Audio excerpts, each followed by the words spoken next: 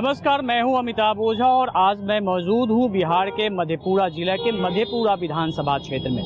वो मधेपुरा जो कोसी नदी के किनारे बसी हुई है, लेकिन इसकी पहचान बीपी मंडल के जन्मस्थली के रूप में है, जिनकी अध्यक्षता में गठित आयोग की सिफारिश के बाद ओबीसी को पहली बार आरक्षण दिया गया था। मधेपुरा राजनीतिक रूप से समाजवादियों का घर रहा है, चाहे वो लालू प्रसाद यादव रहें, बीपी मंडल रहें या फिर शरद यादव रहें। और यही वजह है कि ये पूरा इलाका समाजवादियों, खासकर अगर हम जातीय समीकरण में देखें तो सबसे ज़्यादा यहाँ पे यादव जाति की बहुलता है। जो पूरे जो मतदाता हैं उनका करीब 43% मत जो जाति हैं वो यादव मतदाता है। और यही वजह है कि आज तक हुए 17 चुनावों में यहाँ पर पार्टी कोई भी हो, जीता है यादव मतदाता हैं। एक बार फिर 2025 की रणबेरी बच चुकी है और यहाँ पर पिछले 3 बार से आरजेडी के उम्मीदवार जो पूर्व शिक्षा मंत्री भी हैं डॉक्टर चंद्रशेखर यहाँ से 3 बार से जीते आए हैं। हालांकि 20 में 2 बार यहाँ पर ये जेडीयू ने भी जीत हासिल की थी, लेकिन 3 बार से लगातार 2000, 2015, 2020 में यहाँ से आरजेडी के उम्मीदवार के रूप में डॉक्टर चंद्रशेखर जीते रहे हैं। इस वक्त हम पहुँचे हैं एक जूस की दुकान पे, चूँकि गर्मी ज़्यादा है और राजनीतिक तापमान भी मधेपुरा का बढ़ा हुआ है। तो आज आपको सीधे कई लोग हैं यहाँ, उनसे हम बात करते हैं कि इस बार क्या माहौल होने वाला है। मधेपुरा को राजनीतिक रूप से काफ़ी समृद्ध कहा जाता है, समाजवादियों का गढ़ कहा जाता है। क्या स्थिति इस बार बन रही है चुनाव में? इस बार मुद्दा है जो विकास का, डेवलपमेंट का मुद्दा है। उसके बाद लोग शिक्षा, स्वास्थ्य, सड़क, बिजली, इन्हीं मुद्दों पर लोग वोट करेंगे। वैसे कहने के लिए मधेपुरा में जो भी लोग आते हैं, चाहे बाहर के जो भी लोग आते हैं, उनको लगता है कि यहाँ यादव बहुल क्षेत्र है तो यादव ही ऑल इन ऑल है। लेकिन आप देखेंगे ओवरऑल तो ऐसा नहीं है। यादव हर पार्टी में है यहाँ का, तो यादव जाति वाला कोई मुद्दा यहाँ नहीं रहा है। दूसरी बात है कि यहाँ के लोगों का एक ही मुद्दा है। मधेपुरा में आप देखते होंगे कि यहाँ स्टूडेंट हब है, बहुत से छात्र आपको नजर आते होंगे यहाँ रोड पर। तो यहाँ के लोग जो है, जमीनी सच्चाई ये है कि यहाँ के लोग डेवलपमेंट चाहते हैं, डेवलपमेंट पर बात करते हैं। यहाँ मेडिकल कॉलेज है, वहाँ डॉक्टर नहीं है।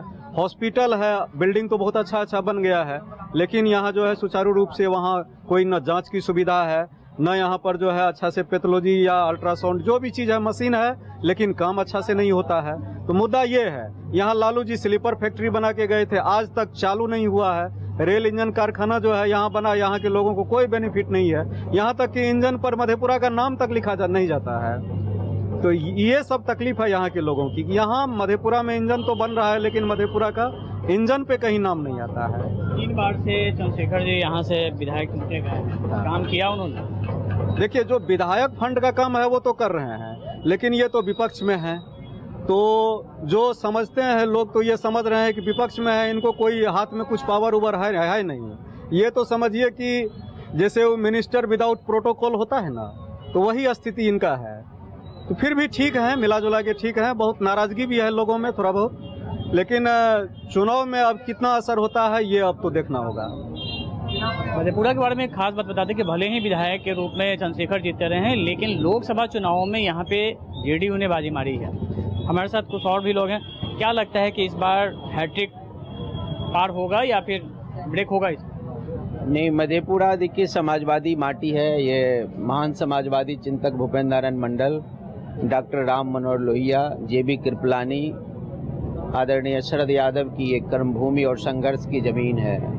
यहाँ की चेतना जो पहले बनी थी, कांग्रेस के यहाँ जो बड़े नेता थे दिग्गज ललित नारायण मिश्रा, उनको 1962 में भूपेंद्र बाबू ने पराजित किया था। जब देश में कहीं कांग्रेस का झंडा नहीं झुक रहा था, उस झंडा को इस मधेपुरा के जमीन पर झुकाया गया था डॉक्टर राम मनोहर लोहिया के नेतृत्व में।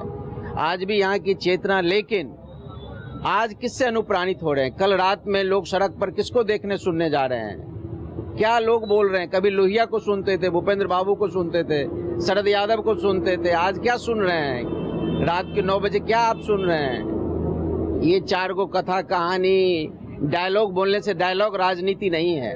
और जो लोग बिहार अधिकार यात्रा कर रहे हैं, वो अपने परिवार अधिकार यात्रा कर रहे हैं। कल उन्हीं के परिवार की उनकी एक बहन ने ट्वीट किया, वो अपने अधिकार की बात कर रहे हैं, एक भाई अलग अधिकार की बात कर रहा है। ये पूरा एक वंशवादी राजनीति को इस मधेपुरा की जमीन इस बार जवाब देगा। इसके तासीर में, इसके बुनियाद में बराबरी का संघर्ष है। तो मधेपुरा के महान लोगों से हम अपील करते हैं अगर आप कहते हैं हम समाजवादी माटी के लोग हैं, तो क्या इस परिवारवादी राजनीति वर्चस्व की जो प्रवृत्ति है, प्रतिपक्ष के नेता खुद हैं, माताजी हैं विधान परिषद में, पिताजी है राष्ट्रीय अध्यक्ष, ये कौन सी समाजवादी राजनीति? आपका क्या नाम होगा? इंजीनियर संतोष यादव, प्रदेश सचिव जनता दल यूनाइटेड। क्या लगता है कि इस बार क्या होगा?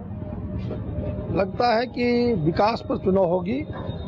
जो विकास करेंगे, चाहे माई बहन योजना लावे या मतलब शिक्षा के संबंध में लावे, हम वित्त रहित से हैं। हमारा डिमांड रहेगा सरकार से खास करके कि यहाँ जो वित्त रहित स्कूल कॉलेज हैं उनको सरकार अधिग्रहण करे, अन्यथा वित्त रहित के तमाम कर्मचारी इनके विपक्ष में वोट करेंगे, क्योंकि सारे को लॉलीपॉप दे दिया गया है, सिर्फ वित्त रहित को यहाँ किसी भी तरह की सुविधा नहीं दी गई है। और हम वित्त रहित के तमाम इंटर, डिग्री और माध्यमिक शपथ खा के इस सरकार को गद्दी से बाहर करने का काम करेंगे। मुझे लगता है बिहार में सबसे महत्वपूर्ण जो मुद्दा है वो भ्रष्टाचार है। अभी किसी भी कार्यालय में आप जाइए, बगैर उसके और चीज़ें हम अपना कर लेंगे, लेकिन भ्रष्टाचार से बड़े छोटे गरीब अमीर सबको जूझना पड़ता है। तो अभी तो विकास की बात हो रही है, लेकिन चुनाव आते आते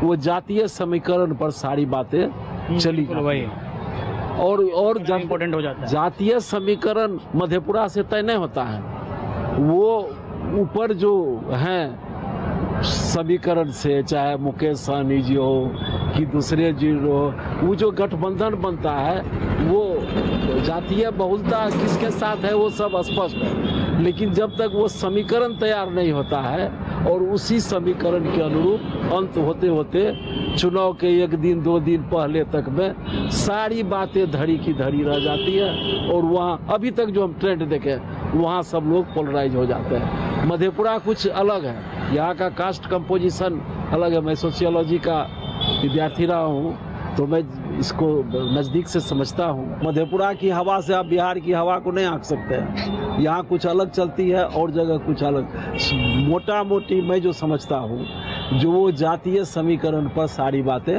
आकर के सिमट जाती है और उसी अनुरूप मैं ये बात समझना चाहता हूँ कि आप जातीय समीकरण की बात कर रहे हैं, तो जातीय समीकरण तो सबसे ज़्यादा यादव हैं। तो एक तो बड़ा जो भी कौन जीतेगा, हार जीत का तो सबसे बड़ा पैमाना वो होता है, लेकिन बाकी और कौन सा कास्ट इसको सपोर्ट करता है? जैसे यहाँ पर क्योंकि विधानसभा में भले ही आरजेडी जीतती रही है, लेकिन लोकसभा का चुनाव होता है तो यहाँ से जेडीयू चलती है, नीतीश कुमार के नाम पर वोट पड़ता है। नहीं, तो उसमें जो ब्लॉक बना है, 2-3 ब्लॉक मेजर ब्लॉक बने हैं, दलित, महादलित, महिलाओं, पहली बार महिलाओं का एक ब्लॉक तैयार हुआ है। वो निसंदेह अभी जो सरकारी पार्टी है उनके जो जीविका ग्रुप है या वो है, उन्होंने महिला का एक वोट बैंक तैयार किया।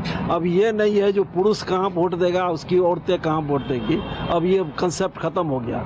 महिला अलग निर्णय लेती है और पुरुष तो जो है सो। तो कुछ और भी लोग जुड़ गए हैं। क्या लगता है इस बार चुनाव में जो है कुछ तब्दीली? बताओ।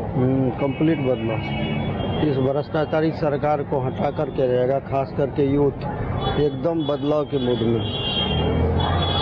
कल यहाँ पे तेजस्वी जी जब आए थे, यहाँ पे जो उनका दौरा हुआ था उसमें उनका उम्मीदवार के रूप में काफ़ी विरोध हुआ था, जो अभी 3 बार से जीतते आ रहे हैं। वो इंटरनल मामला है, उम्मीदवार के विरोध करना नहीं करना, हम लोग महागठबंधन का उम्मीदवार को जिसको देगा उसको जिताने का काम करेंगे। महागठबंधन से जिसको मिलेगा उसको जिताने का काम करेंगे।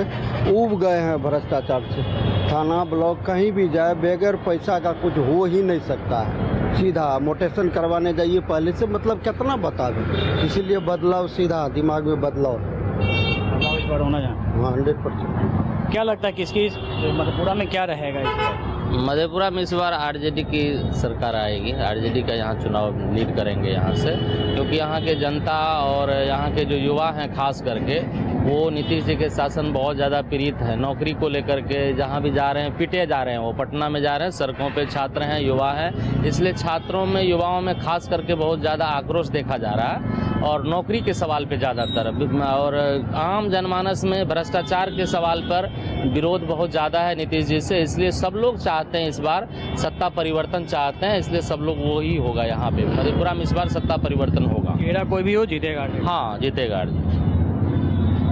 कुछ लोग से बात की है, लोग परेशान हैं, भ्रष्टाचार से परेशान हैं, युवा बेरोजगारी से परेशान हैं। मधेपुरा की अगर हम बात करते हैं तो मधेपुरा में जैसे कि लोगों ने इन्होंने बताया है कि मधेपुरा का मैं सवाल बताता हूँ। यहाँ के जो जनप्रतिनिधि है मैं उनको कटघरे में खड़ा करता हूँ। एक छोटा सा सवाल मैं सब आपके सामने लाता हूँ। अभी एक स्वच्छता का रैंकिंग हुआ है पूरे बिहार भर का, उसमें मधेपुरा का रैंक 117 नंबर पर है और सुपौल का यही बगल में 1 नंबर पर है। यानी 100 गंदे शहर में इसका स्थान आता है। स्वच्छता में 117 नंबर। जिला कितना है? 38 जिला।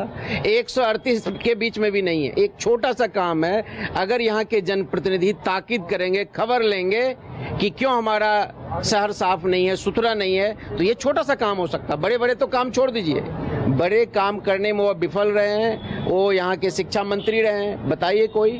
हम लोगों ने उनको एक कहा था कि एक वर्ल्ड क्लास का यहाँ लाइब्रेरी बनाइए, मैंने कहा था उनसे। उस समय में सत्ता में साथ थे जदयू और आरजेडी, लेकिन वो कुछ नहीं कर सके। एक शिक्षा मंत्री के रूप में उनकी पूरा विफल रहे। पहले भी मंत्री रहे हैं, कोई एक उपलब्धि गिना दीजिए 15 साल में, कोई एक छोटा सा उपलब्धि। यहाँ सवाल उठता है कि सत्ता में वो नहीं थे। विपक्ष भी सरकार का हिस्सा होता है, लिखा हुआ विधानसभा में, विपक्ष भी सरकार का हिस्सा है। जब आप एमएलए चुने जाते हैं तो लाखों लोगों के जनप्रतिनिधि हैं आप। यहाँ के जितने महकमे वो आपके मातहत है, आपकी बात सुनेंगे। खबर लीजिए आप। लोकतंत्र में डॉक्टर राम मनोहर लोहिया कहते थे कि जब तुम विपक्ष में रहो तो तुम्हारी जवान चलनी चाहिए, सड़क पर आंदोलन दिखना चाहिए, और सत्ता में रहो तो काम बोलना चाहिए। यहाँ के लोगों को कटघरे में खड़ा करना चाहिए, सवाल करना चाहिए सम्मान के साथ कि आप 15 साल में क्या किए हैं। अगर नहीं किए हैं तो बदलाव करिए। लगता है कि बात सहमत है? सहमत है आप ये जो बोल रहे हैं? नहीं, इनके बात से कहीं सांसद कौन है? दिनेश यादव, उनका भी दायित्व नहीं बनता है क्या? इनके बात से कहाँ से हम सहमत रहेंगे? सुपौल की तुलना हम इनसे करते हैं कि बिहार से अलग है मधेपुरा क्या? मुख्यमंत्री तो नीतीश कुमार ने है, सांसद तो दिनेश यादव ने है जदयू के। इनके बात से कैसे सहमत हो जाएंगे? योजना जो है लागू करने से नहीं होता है, उनको धरातल पर उतारने के लिए बिना घूस दिए हो ही नहीं सकता है।